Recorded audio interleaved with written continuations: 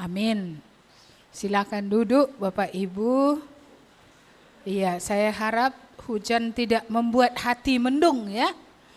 Iya, mari kita membuka Alkitab kita. Iya, Mazmur 46. Saya mau membagi dari Mazmur 46 ayat 1 sampai ayat 12. Berarti habis. Mazmur 46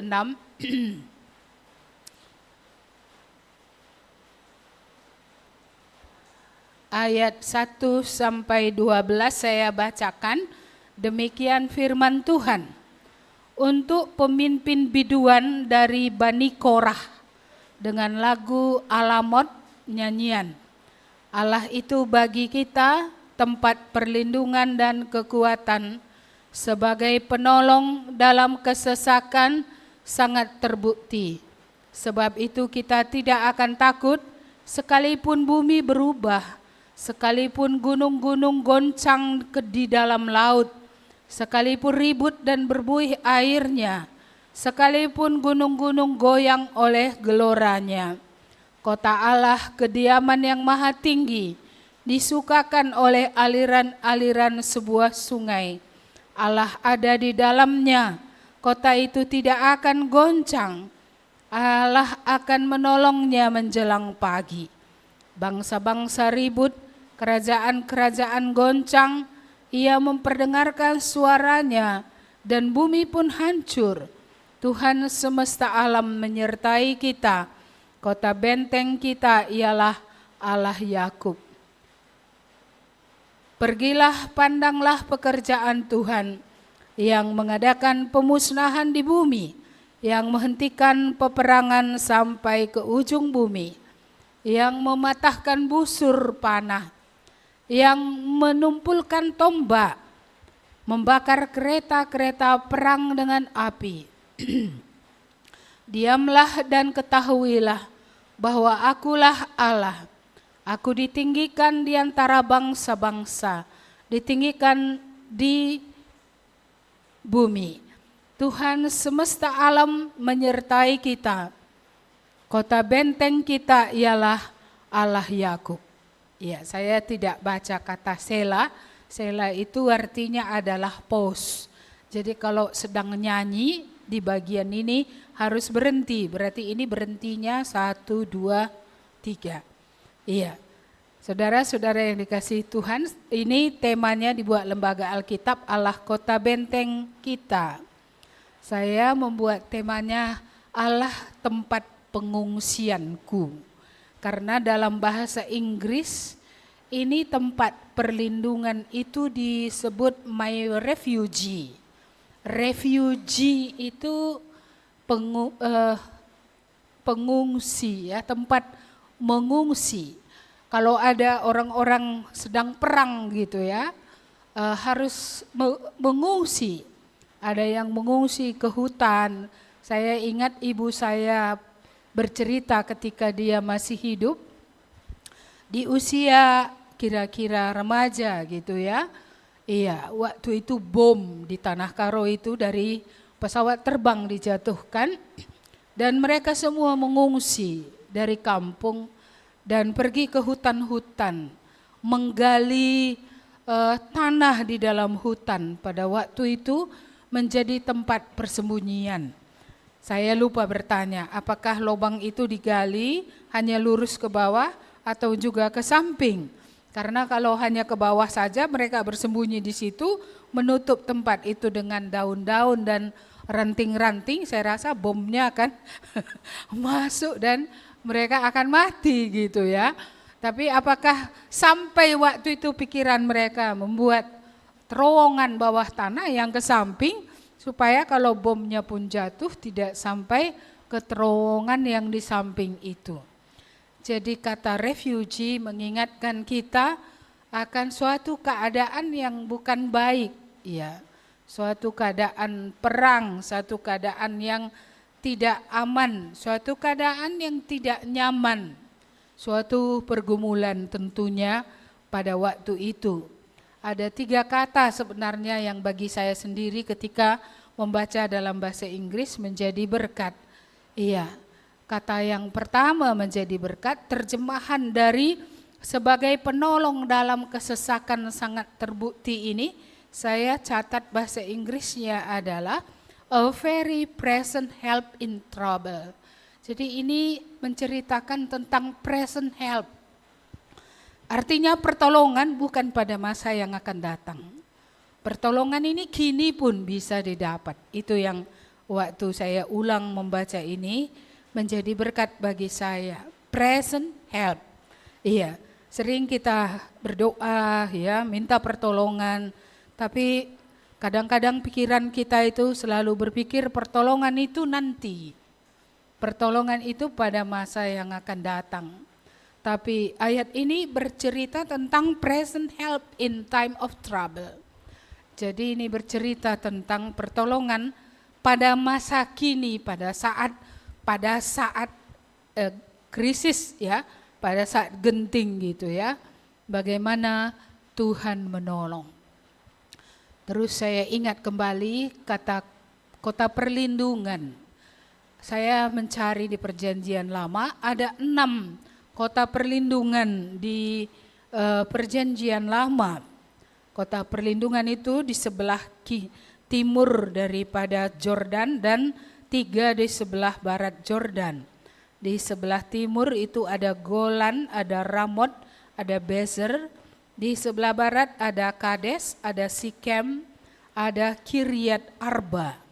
Ini adalah kota-kota perlindungan di mana seorang pembunuh pada waktu itu yang membunuh secara tidak sengaja bisa lari ke kota itu, dan ketika dia lari ke kota itu dia memegang pintu gerbang kota itu, dan tua-tua yang ada dalam kota itu, karena biasanya 6 kota ini didiami oleh suku-suku Lewi, maka tua-tua dari orang-orang Lewi ya akan datang ke gerbang mendengarkan apa yang terjadi pada orang itu gitu ya. Dan kalau apa yang diceritakannya itu memang bukan pembunuhan karena sudah disengaja, artinya direncanakan, bukan karena sudah benci sebelumnya sehingga akhirnya memukul orang dan mati, tapi itu betul-betul suatu kejadian yang tidak sengaja, artinya kecelakaan, seperti misalnya ketika di hutan ya, mereka menebang pohon, lalu mata kapaknya lepas dari tangkainya, kena orang dan orang itu mati. Itu kan bukan kejadian yang disengaja, itu bukan karena kebencian, itu bukan karena sudah direncanakan seperti itu. Maka untuk orang yang seperti itu, mereka akan mendapat tempat di kota perlindungan ini tadi, dan ketika mereka masuk, ketika penuntut darah datang ya, karena mata ganti mata, gigi ganti gigi, hidup ya, nyawa ganti nyawa ya, maka ketika penuntut balas datang, mereka tidak akan darahnya tidak dapat diserahkan seperti itu, oleh karena dia telah lari ke kota-kota perlindungan. Jadi kota perlindungan ini ada 6 tadi, dan kota perlindungan ini adalah tempat di mana orang-orang ya apa yang dikatakan dosa tak sengaja ya, tapi sebenarnya tetap walaupun itu tidak direncanakan, itu bukan sesuatu yang lahir karena kebencian gitu ya, tetapi tetap ya orang yang artinya menyebabkan kerugian pada orang, kematian pada orang, seharusnya sengaja atau tidak sengaja harus dituntut, harus dihukum. Tetapi orang yang datang ke kota perlindungan dilindungi sehingga orang itu tidak harus mati. Ya, jadi ini mengingatkan kita bahwa ada anugerah di tengah-tengah kesalahan. Bagaimana orang yang lari ke kota perlindungan beroleh pengampunan ya, tidak dihukum. Iya. Oleh karena kasusnya tadi adalah jelas, itu bukan sesuatu yang direncanakan, itu bukan sesuatu yang sikap yang lahir oleh karena suatu kebencian. Iya, jadi kota perlindungan ini mungkin berbeda juga dengan kota benteng. Kalau kota benteng itu kota yang dibentengi, Yerusalem itu dibentengi dengan benteng yang tinggi supaya musuh tidak bisa masuk. Orang-orang yang tinggal di dalamnya bisa aman. Iya, karena ketika musuh datang dia harus melewati benteng itu dulu. Iya, dan benteng itu biasanya fortress ini kuat. Ya, teguh ini dibuat. Ya, sehingga musuh tidak bisa meruntuhkannya dalam sekejap.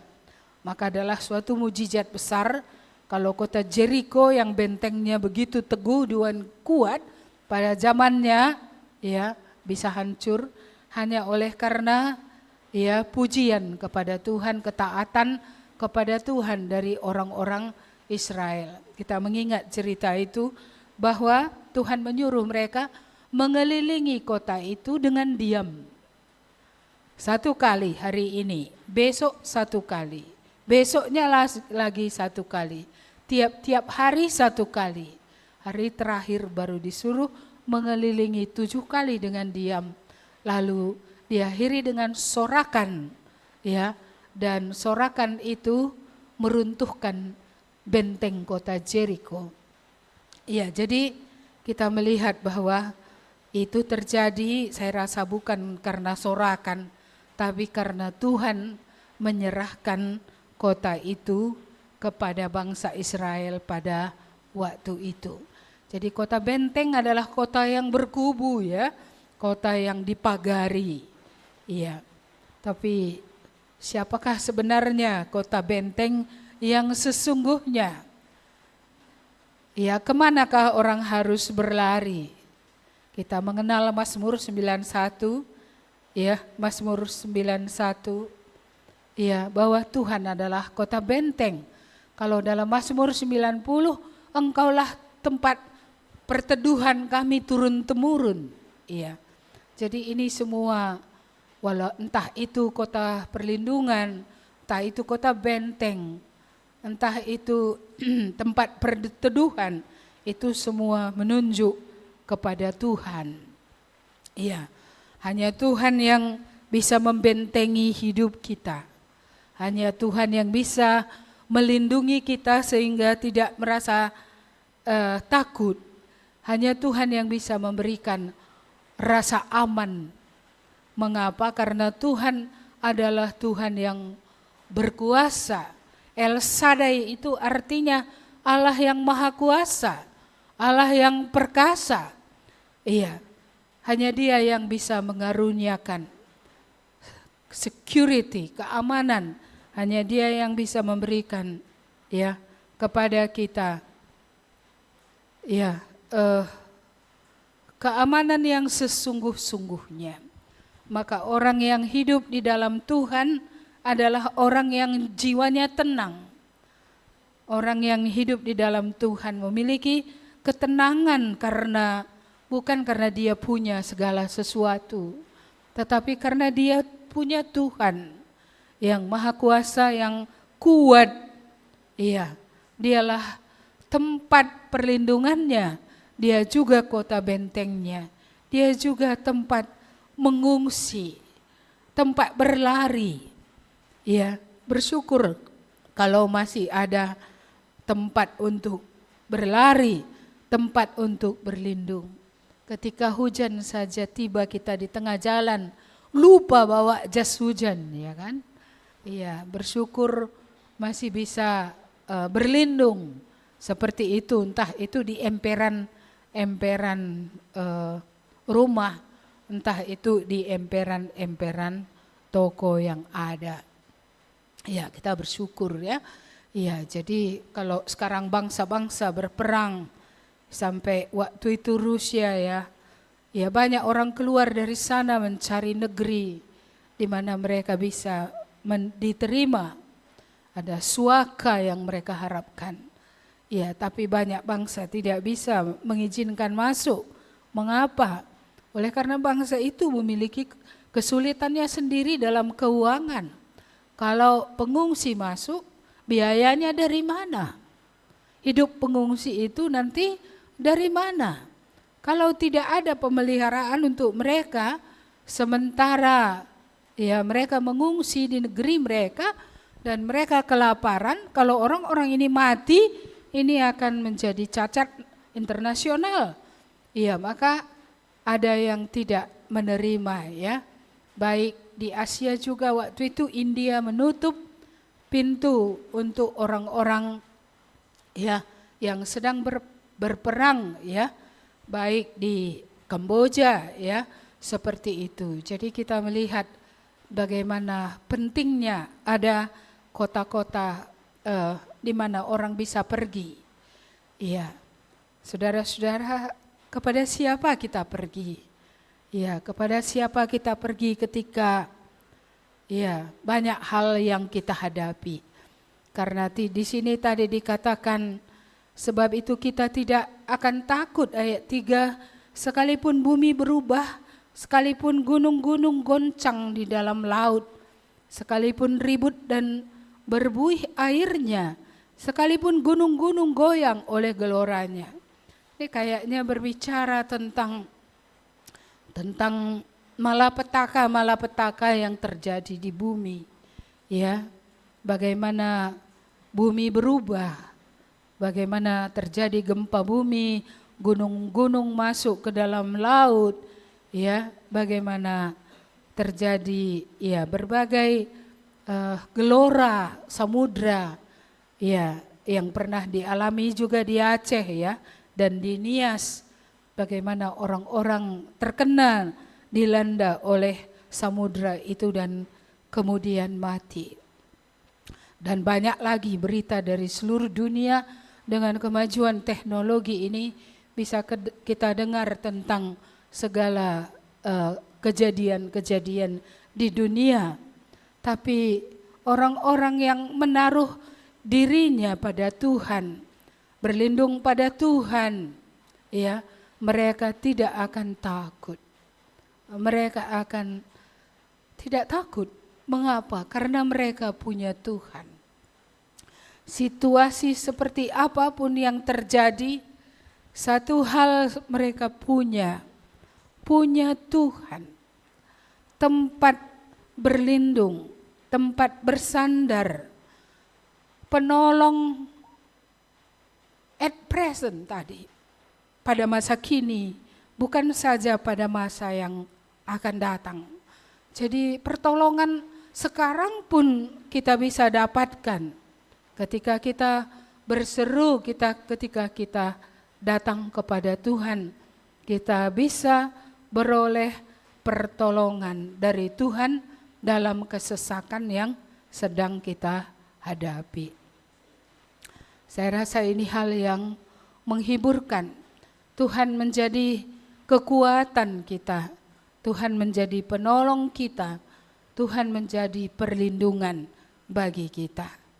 Kalau ada di antara kita tadi yang bersalah, sebagaimana sekolah minggu dewasa tadi kita bisa datang kepada Tuhan. Ada kota perlindungan yaitu Tuhan, di mana orang beroleh pengampunan. Kalau hari ini bukan dosa yang tidak disengaja saja, dosa yang kita lakukan dari sejak dahulu, entah memang dulu belum kita menyadari itu dosa, tapi hari ini kita sadari itu dosa. Kita dapat datang kepada Tuhan untuk beroleh pengampunan. Dan entah apapun masalah yang sedang kita hadapi, ya apakah itu penyakit, ya seperti yang saya alami, saya rasa penyakit saya ini berkepanjangan, ya sembuh yang satu, sesaknya sudah mulai surut, sekarang batuknya muncul lagi. Ya, tiap hari perlu pertolongan, tiap hari perlu berseru kepada Tuhan. Hanya Dia satu-satunya tempat kita berseru. Kesulitan saya kadang saya enggak pengen berseru lagi. Nah, ini yang saya rasa sudah lama saya sampaikan. Saya sudah tidak semangat untuk lanjut. Seperti itu, ya. Tetapi kita harus menghargai hidup yang Tuhan beri. Semangat tidak semangat lagi untuk hidup, ya meminta kepada Tuhan karena masih hidup, minta supaya boleh ditolong oleh Tuhan. Setidaknya 1 hari demi 1 hari. Ya, jadi lagu itu sering kita nyanyikan ya. Sebagai penolong dalam kesesakan sangat terbukti gitu ya. Iya. Kadang-kadang kalau kita lama mengalami kesulitan berat. Iya. Kalau bikinlah program ya sekian tahun saja mungkin terjalani karena tahu endingnya, akhirnya pada tahun ini nanti selesai. Ya, tapi kalau kita tidak tahu kapan endingnya, ya ini kadang berat, tetapi bagaimanapun hidup ini akan berakhir di satu titik. Berbahagialah orang yang memiliki Tuhan di bumi, karena pada akhirnya mereka akan bersama Tuhan juga selama-lamanya. Saya kok jadi nangis ya?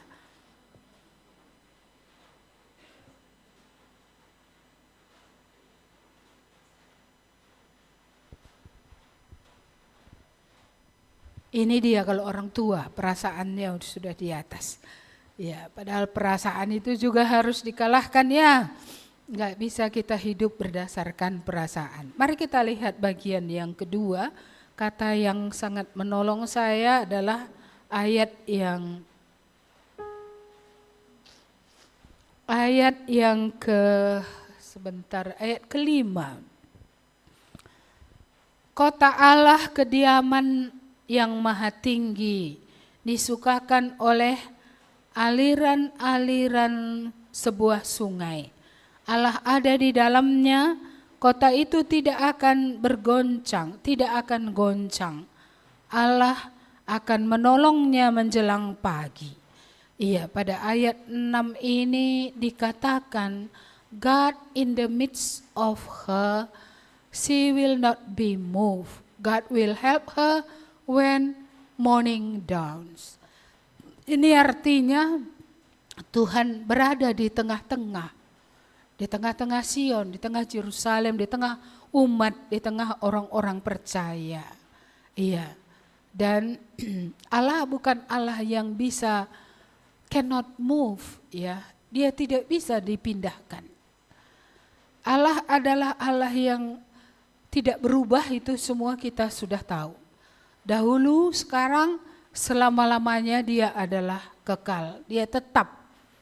Dan dia, ya, karena dia adalah Allah yang tetap, dia Allah yang mendukung, ya, karena dikatakan tadi ketika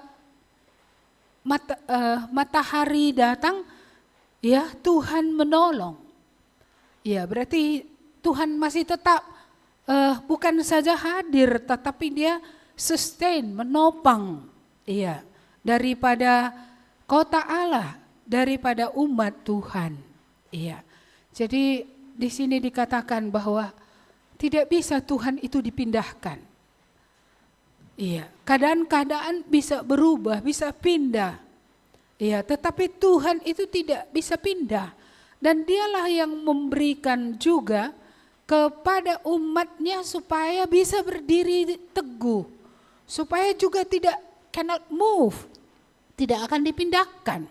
Tetapi umatnya dapat berdiri tegak di tengah keadaan-keadaan seperti yang dikatakan tadi. Pada ayat 7 dikatakan, bangsa-bangsa ribut, kerajaan goncang, ia memperdengarkan suaranya, bumi hancur, semesta alam menyertai kita. Tuhan semesta alam menyertai kita. Kota benteng kita ialah Allah Yakub. Ya, jadi kita melihat di sini bagaimana ya Tuhan berada di tengah-tengah umat Tuhan tadi. Tuhan yang teguh itu memberi keteguhan juga kepada umatnya, dan bukan hanya itu. Ini kita diingatkan lagi akan aliran sebuah sungai. Beberapa waktu lalu kita belajar dari Yehezkiel 47. Dari bait Allah mengalir aliran-aliran sungai yang awalnya kecil lalu besar. Yehezkiel ketika masuk, sungai itu hanya semata kaki awalnya, lalu kemudian selutut, sepinggang, baru kemudian sungai itu akhirnya orang bisa berenang di dalamnya. Di mana sungai itu mengalir, itu membawa kehidupan. Iya, tapi di bagian firman Tuhan ini, di mana aliran-aliran itu ada, itu membawa kesukaan. Iya, kalau di Yehezkiel 4:7 itu kemana sungai itu mengalir, di situ ada kehidupan, di situ juga ada kesembuhan. Karena di tepi pinggir sungai itu tumbuh pohon-pohon. Pohon-pohon yang buahnya untuk dimakan, daun-daunnya membawa kepada kesembuhan. Jadi kita melihat sungai ini di mana dia ada, di sana ada hidup. Maka kita pikirkan apakah aliran sungai ini ya, yang kemana dia mengalir, di situ ada hidup. Kemana dia mengalir, di situ dia membawa kesembuhan. Iya, bukan saja kesembuhan fisik yang harus kita pikirkan, tetapi dia membawa kesembuhan bagi jiwa. Ya. Dan kalau kita melihat lagi sungai ini, kalau di Taman Eden dia mengalir, ya, sangat banyak ke berbagai tempat. Ya, dan sungai-sungainya itu di dalamnya ada emas, ada harta yang berharga di dalamnya. Jadi bukan saja sungainya, airnya membawa hidup, tetapi di dalamnya ada harta-harta terpendam. Itulah sungai-sungai yang ada di Taman Eden. Dan kalau kita kembali ke kitab Wahyu, kita akan menemukan lagi ini. Ya, dari bait Allah mengalir sungai. Ya, dan pada sisi-sisinya ada ya buah-buah pohon segala musim. Ya, tetap dia akan berbuah. Ya, dan sama itu juga membawa kepada kehidupan, kesukaan. Iya, jadi kita melihat di sini di tengah galaunya tadi dunia, ya bergoncang kerajaan, ya seperti sekarang kita dengar perang di sana sini, kita dengar kesulitan, ya gempa bumi ataupun kejadian-kejadian alam di sana sini, tetapi umatnya disertai oleh Tuhan. Dan di situ masih ada disukakan, kata suka, kata joy, kata sukacita yang berasal daripada Tuhan. Saya tidak tahu apakah di tengah segala kegalauan masih ada sukacita yang daripada Tuhan, karena Tuhan hadir. Dan 2 kali di sini sebut kota benteng kita ialah Allah Yakub. Kenapa tidak dikatakan Allah Abraham ya? Kenapa enggak dikatakan Allah Daud, Allah Ishak? Tapi di sini dikatakan Allah Yakub dan bukan dikatakan Allah Israel. Ya, Yakub adalah nama lama daripada Israel. Yakub kemudian diberi nama baru, yaitu Israel, setelah ya pergumulannya dengan Allah. Setelah dia dikalahkan, Tuhan memberkati dia. Setelah kakinya menjadi poklek, Tuhan memberkati dia. Namanya diganti dari Yakub menjadi Israel. Ini mengingatkan kita pun hanyalah orang-orang seperti Yakub, orang-orang yang berpikiran menurut pikiran kita sendiri, orang-orang yang juga memberontak, orang-orang yang juga menipu. Ya, Yakub adalah seorang penipu. Di satu sisi ada tabiat yang baik pada dia. Dia ingin diberkati oleh Tuhan. Tetapi dia ingin mendapat berkat itu bukan dengan cara Tuhan, tapi dia ingin mendapatkan berkat itu dengan caranya. Karena itulah dia menawarkan kacang merah kepada saudaranya Esau untuk mendapat hak kesulungan, yaitu hak berkat ya di dalam keturunan Israel.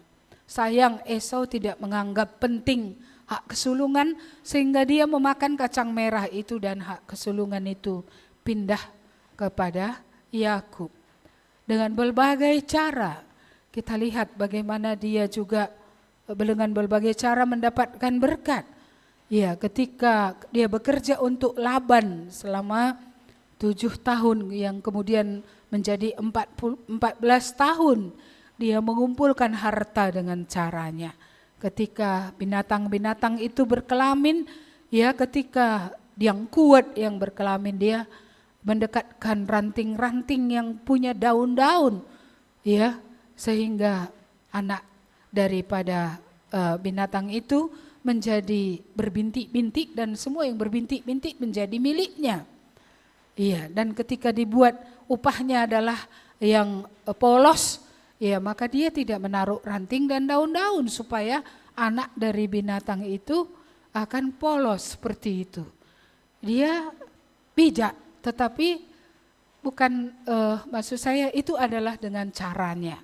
Supaya dia akhirnya menjadi kaya, tapi itu semua dengan kekuatannya, dengan caranya sendiri. Nama Yakub berubah menjadi Israel setelah dia bergumul dengan Tuhan dan dia dikalahkan. Tetapi ketika dia kalah, itulah sebenarnya berkat Tuhan mulai turun atas dia. Selama dia masih merasa kekuatannya, selama dia masih hebat, ya, maka caranya sendiri. Tapi kemudian bukan cara dia. Tuhan memang memberkati dia ketika dia telah tunduk, ketika dia telah kalah, ketika dia telah menyerah kepada Tuhan. Ya, jadi kota benteng kita Allah Yakub. Tidak disebutkan nama orang yang sempurna didampingkan dengan nama Allah. Tapi nama Yakub yang didampingkan. Artinya orang yang dulunya adalah berseberangan dengan Tuhan. Tapi kemudian Tuhan ubahkan dia. Saya selalu heran mengapa Allah tidak malu disebut Allah Yakub. Bukankah lebih bangga kalau disebut Allah Israel, karena Israel adalah ya orang yang telah dibaharui, orang yang telah berjalan bersama-sama dengan Tuhan. Tapi Tuhan di sini juga menyatakan diri sebagai Allah Yakub, Allah dari orang-orang yang berdosa, yang dapat diubahnya sedemikian sehingga kemudian menjadi orang-orang yang bersukacita. Jadi yang kedua kita lihat Allah tidak bisa di-move, dipindahkan. Orang-orang percaya juga bisa teguh kalau dia berlindung kepada Tuhan. Kalau dia berlindung kepada Tuhan. Kata ini yang menjadi berkat bagi saya. Kata cannot be moved. Allah tidak bisa digerakkan oleh orang lain. Allah tidak bisa diatur oleh siapapun. Allah tidak bisa dipindahkan siapapun.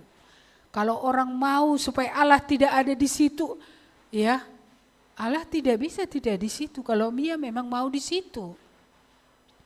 Iya, dan di dalam Allah yang teguh ini kita bisa teguh juga sekalipun bangsa-bangsa ribut, kerajaan goncang, ya bahkan semua akan menjadi hancur suatu saat. Di manalah letak kekuatan orang percaya kepada Tuhan, kota benteng yang teguh tadi. Dan di dalam Dia kita tidak teguh dalam panggilan kita akan keselamatan. Sehingga kita tidak bisa sanksi sekalipun apa yang terjadi di tengah-tengah kita. Kita tahu di dalam Yesus kita sudah beroleh keselamatan dan siapapun tidak dapat mengubah itu. Tidak ada siapapun yang dapat membatalkan itu kalau Allah sudah memeteraikannya. Tidak ada yang bisa ya untuk menghilangkan keselamatan yang telah diberikan oleh Tuhan. Juga dengan panggilan kita masing-masing, Tuhan yang meneguhkan, bukan manusia. Karena itu kepada Tuhan kita harus terus bersandar. Kepada Tuhan kita harus terus tunduk. Kepada Tuhan kita harus terus menyerah. Selama kita Di dalam kehendaknya tidak ada yang kita perlu takut. Karena Tuhan akan meneguhkan, karena Dia adalah Tuhan yang teguh, Tuhan yang tidak goncang sampai selama-lamanya. Dan yang terakhir di sini dikatakan, pergilah pandanglah pekerjaan Tuhan yang mengadakan pemusnahan di bumi, yang menghentikan peperangan sampai ke ujung bumi, yang mematahkan busur panah, menumpulkan tombak, membakar kereta-kereta perang dengan api.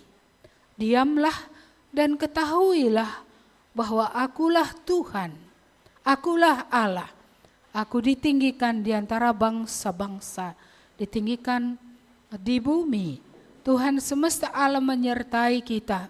Kota benteng kita ialah Allah Yakub. Perkataan diamlah dan ketahuilah bahwa akulah Allah. Aku ditinggikan di antara bangsa-bangsa, ditinggikan di bumi. Saya mencari ayat yang sejajar dengan ini. Dan ini sama kata yang dipakai dengan kata yang disampaikan Tuhan kepada Musa. Ketika Tuhan berkata kepada Musa, supaya Musa juga diam, dalam arti kata hanya percaya saja kepada Tuhan. Dan Tuhan akan membuat Mesir dikalahkan. Mesir yang mereka takuti kemudian masuk ke dalam laut. Ini artinya serahkanlah semua kepada Tuhan, karena Tuhanlah yang berperang untuk kita. Ya, ini sudah terjadi dalam sejarah. Bagaimana Tuhan berperang bagi Israel. Apa sih yang membuat mereka bisa dikeluarkan dari Mesir?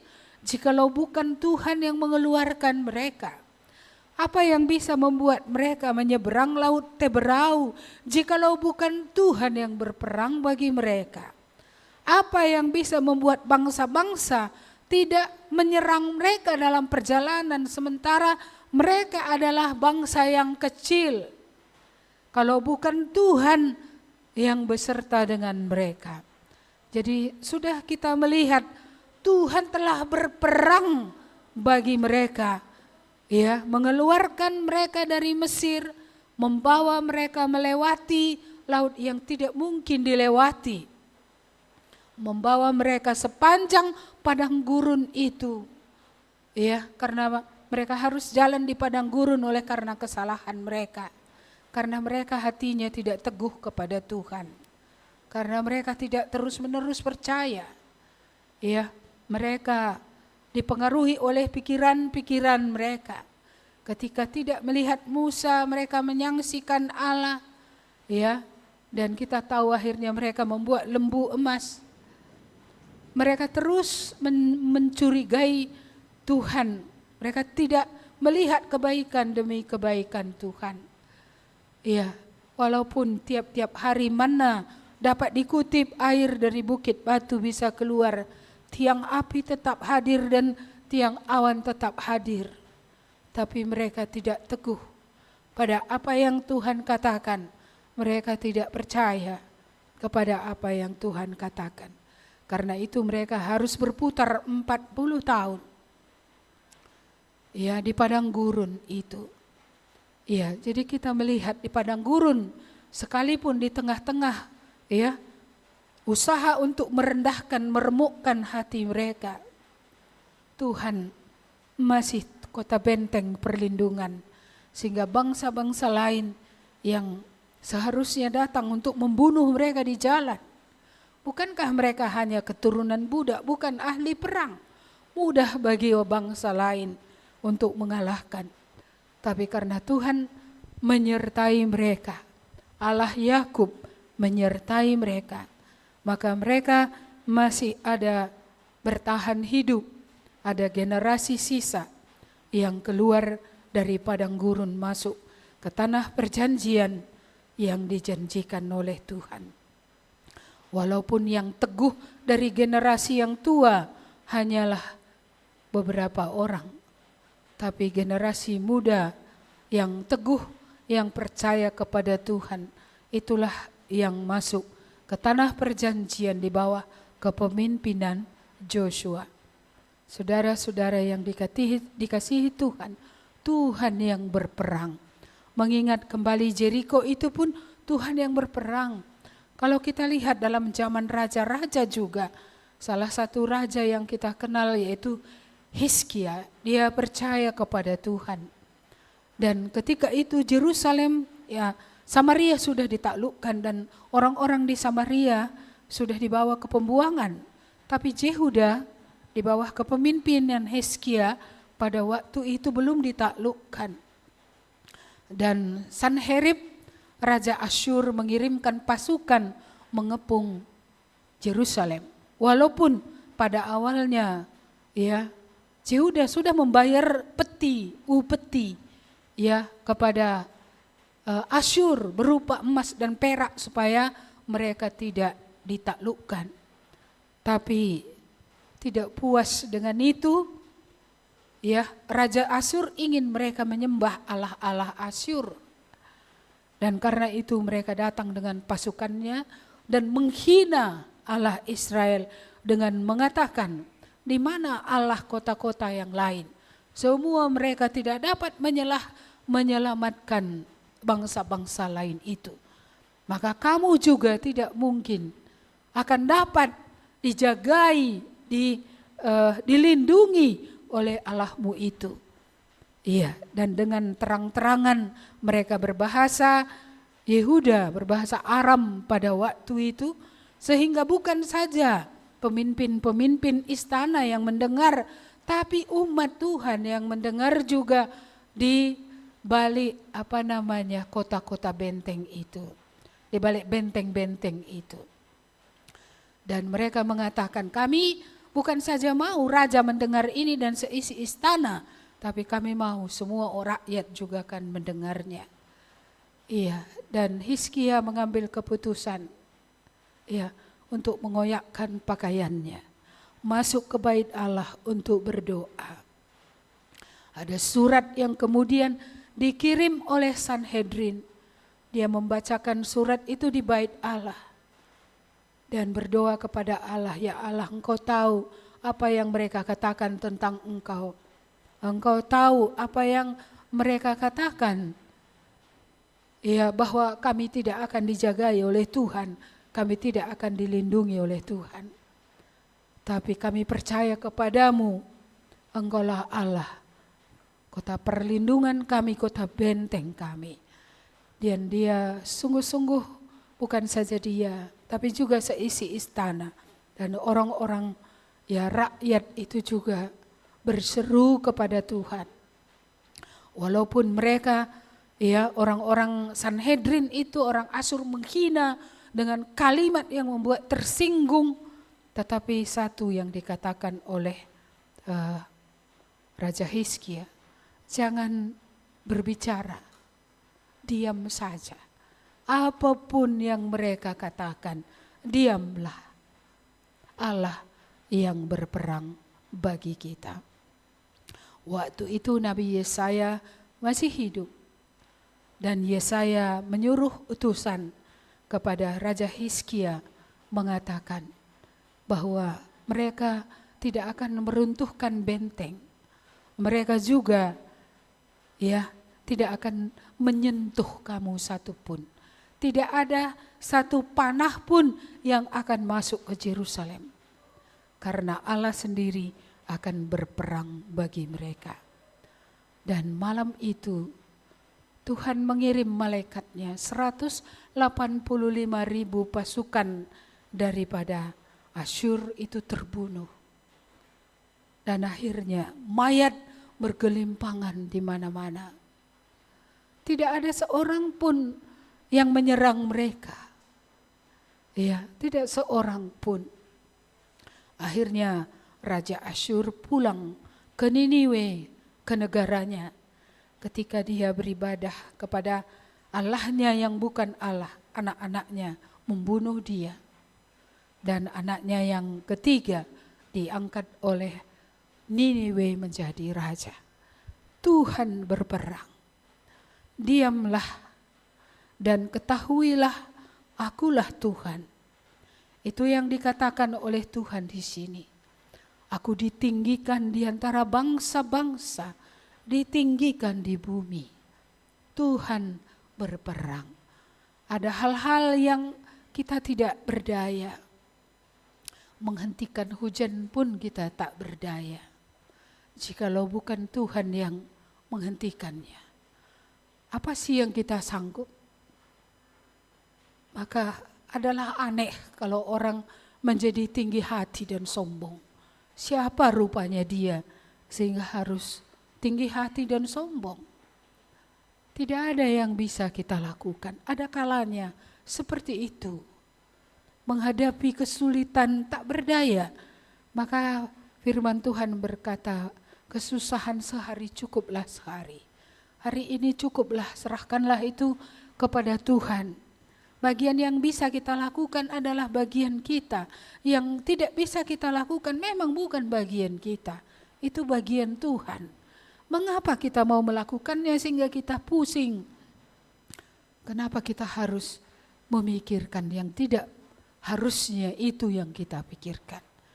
Maka saya senang dengan kitab Roma yang sedang kita bahas dalam saat teduh ya.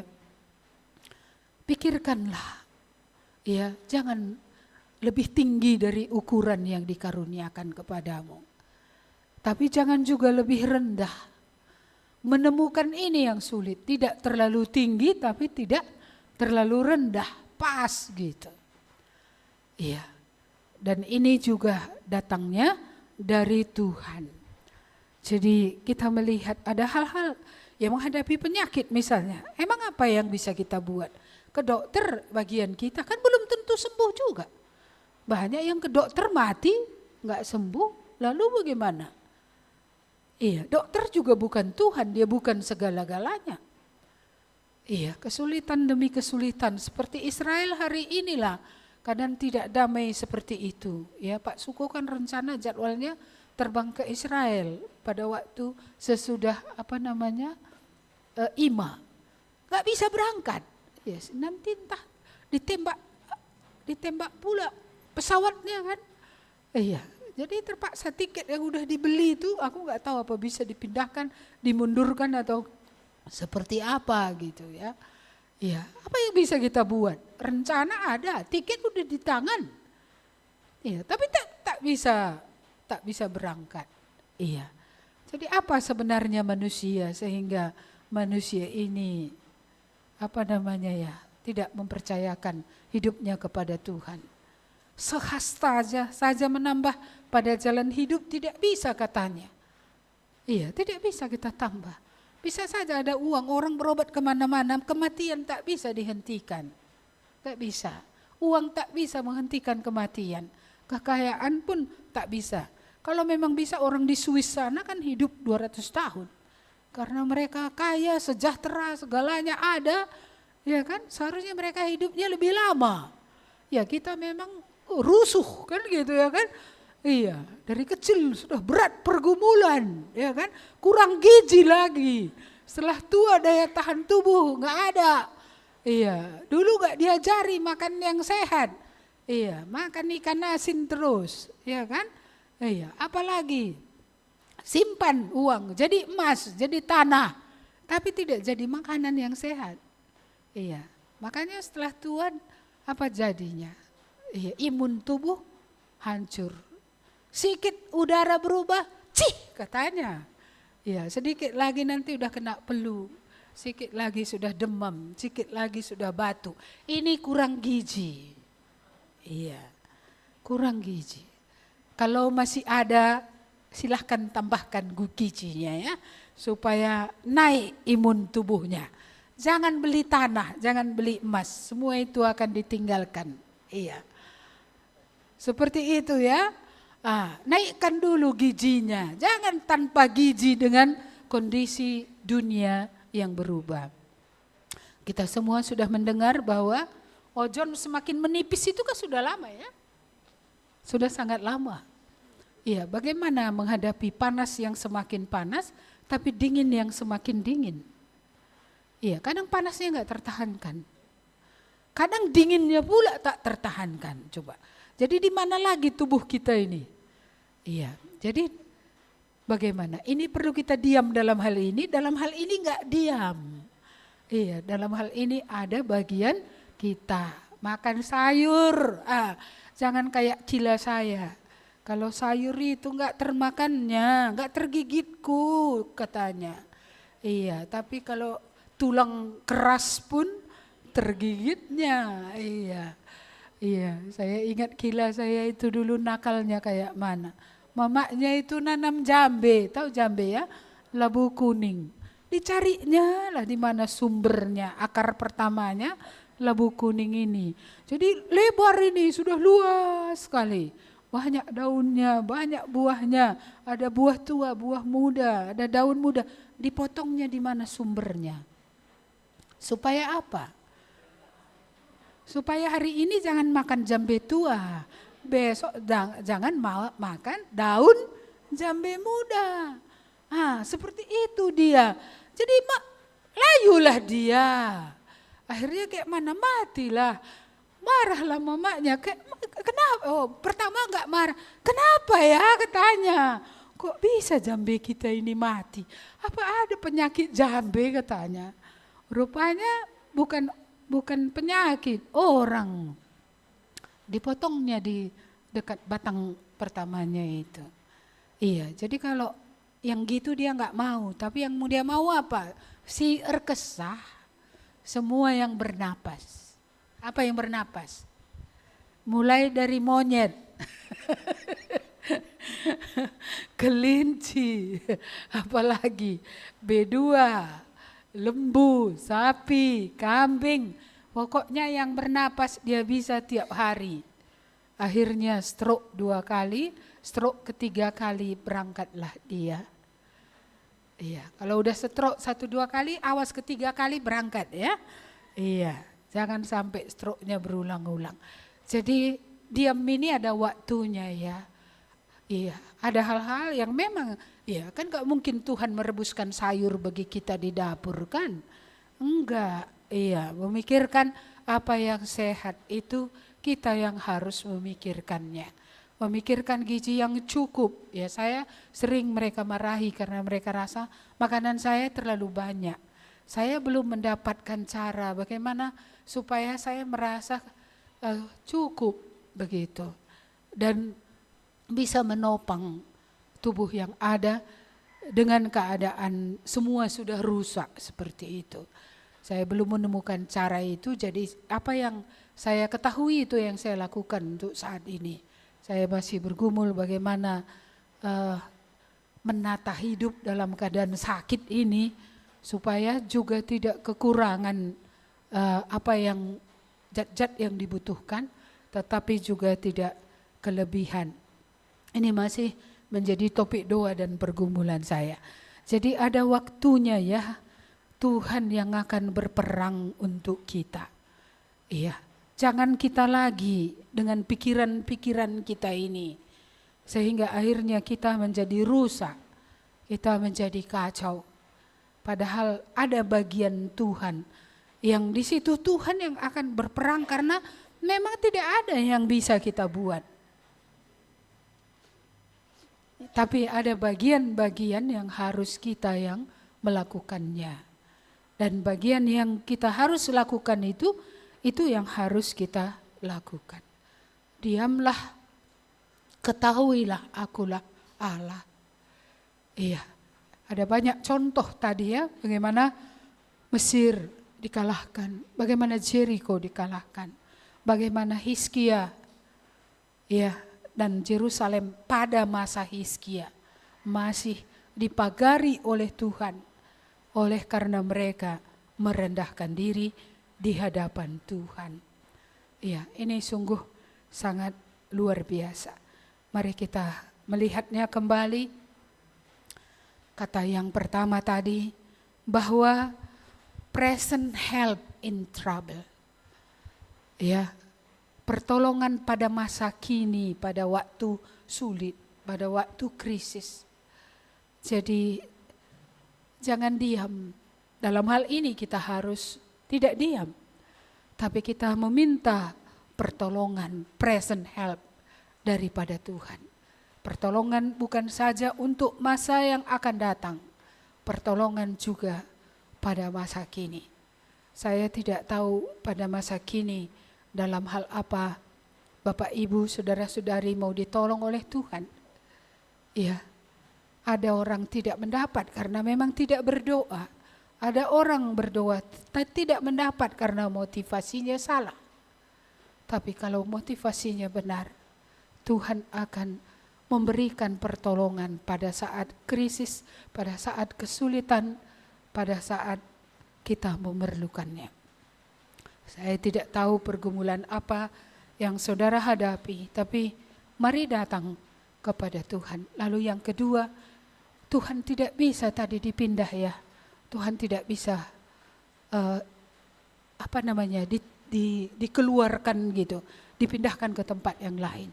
Tuhan teguh, dia steady, stabil, bukan kayak kita mut-mutan, bukan kayak kita hari ini teguh, hari besok tidak. Hari ini makan dari buah pohon kehidupan, besok sudah makan lagi dari buah pengetahuan yang baik dan yang jahat. Tuhan teguh, dan di dalam dialah orang percaya juga bisa teguh dengan merenungkan firman-Nya tiap-tiap hari, dengan melakukan firman-Nya tiap-tiap hari. Kita akan teguh, ya. Kita akan teguh, kita akan dilindungi. Kacau pun dunia bisa saja, tapi kita tetap teguh di dalam Tuhan. Ada ketenangan di dalam Tuhan dan ada sukacita diberikan oleh Tuhan. Aliran sungai itu mungkin adalah Yesus sendiri, mungkin juga adalah Roh Kudus, mungkin adalah firman Tuhan, atau ketiga-tiganya. Itu semua akan menyukakan kita. Kalau kita terus hidup ya mengikuti pimpinan Roh Kudus, melakukan firman Tuhan, kalau kita tetap tinggal di dalam Dia dan Dia di dalam kita, kita akan teguh dan ada sukacita, ada kesukaan yang diberikan oleh Tuhan. Saya tidak tahu apakah kita takut dengan perubahan-perubahan dunia yang terjadi. Iya, tapi satu saja yang kita pegang, Tuhan, kota benteng kita, kekuatan kita, perlindungan kita. Dan kalau kita tidak dilindungi, habislah kita. Iya, Tuhan akan melindungi kita kecuali memang sudah waktunya untuk pulang. Dan yang terakhir tadi, ya, bahwa belajarlah dari apa yang pernah dikerjakan oleh Tuhan. Bagaimana Tuhan bekerja di tengah-tengah dunia ini, menjaga Nuh dari air bah, ya, menghancurkan dunia purba di bawah hukuman. Kita belajar bagaimana Tuhan menghukum Asyur oleh karena kesombongannya melawan Allah, merasa bahwa lebih hebat daripada Tuhan. Allah lain bisa dia taklukkan karena itu memang bukan Allah, itu hanyalah buatan manusia. Tapi Allah semesta alam, Allah Yakub, bukan Allah buatan manusia. Dia bukan ada karena kita katakan dia ada. Kita katakan dia tidak ada pun dia tetap ada karena memang dia eksis. Ya, dari sejak kekekalan sampai kepada kekekalan. Jadi ada waktunya kita harus berdiam diri. Ada waktunya kita hanya berdoa. Hanya seperti Hizkia merendahkan diri di hadapan Tuhan. Seperti Hizkia, ya, benar-benar datang kepada Tuhan dengan mengoyakkan pakaiannya. Ya, dengan mengoyakkan ke pakaiannya lambang, ya, ketidakberdayaannya. Kesadarannya bahwa dia hanyalah debu, tetapi Tuhan adalah Tuhan Allah yang Maha Kuasa. Diamlah dan ketahuilah bahwa Tuhanlah Allah. Untuk hal-hal yang bagaimanapun kamu buat tidak bisa, ketahuilah dia Allah. Dia tahu apa yang dia buat. Dia tahu menghukum, dia tahu menyelamatkan, dia tahu mengangkat, dia tahu meruntuhkan. Ya, dia tahu meninggikan, dia tahu merendahkan.